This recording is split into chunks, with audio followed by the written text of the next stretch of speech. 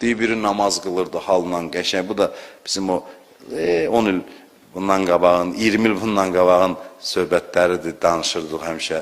Zarafat kimi. Bunu alimlər danışıb, görsən, bəzi hallarını insanı çatdırmaq üçün, amma lətifə halına düşür. Deyir, namaz qılır qəşəng-qəşəng. Adamlar da var axı, elə bir imtihanıda adamın. Oturub orada bir kişi nəfər deyir, bu görsən necə namaz qılır. Halına bax, bu göz yaşı içində belə. Dünən də filan yerdə, bir yerdəydi, gördüm gecə namazı qılır filan. Bunu təriflədikcə, bu da namaz qıla-qıla fikri oradadır da, bundan danışırlar, fikri oradadır. Hey, təriflirlər, bir yerə çatanda deyir, dözmür, namazın içində deyir, hələ 2 dəfə məşəddə də olmuş.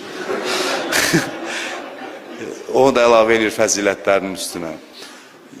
Bəzilər deyirlər, yalan söhbətdir. Yoxsul olanda keyfiyyətli olmur. Var bizlə belə qardaşlar var ki, bu mövzuda biraz düz gəlmirlər, qane eləmək çətin, amma olur. Keyfiyyətli həyat, həyatın keyfiyyətli, keyfiyyətsizliyi bir o qədər də maddi amillərdən asılı deyil. Maddi amillərdən asılı deyil. Maddi amil önəmlidir həyatda. Hamınız üçün Allahdan, bax, bu Ramazan ayında istəyirəm ki, hamınız var dövlət sahibi olasınız.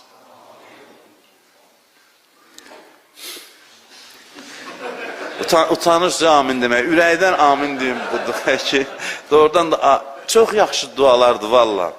Yəni, insanların sərvət sahibi olanlar mənəviyyətli adamlar olsun. Bunlar hamısı dualarımızda gəlib bu şeylər. Çox yaxşı bir şeydir. Çox yaxşıdır. Amma keyfiyyətli həyat insanın içindən, daxili zənginliyindən qaynaqlanan həyatdır. Keçmişdə bu lətifələri danışırdığı, deyir, gecən namaz qılmışdı.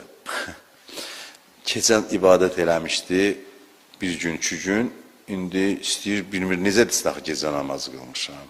Ha, söz salır falan, söz gəlmir gecə namazına, neyinir? İsti hava olur, deyir, süz o sudan, süz suyu içib, bu gecə namazının susuzluğu da var imiş. Gecə namazı susuzluq da gətirərmiş. Heç suya dəxli yox, deyil məsələn. Nə var, sözü gətirsin ona.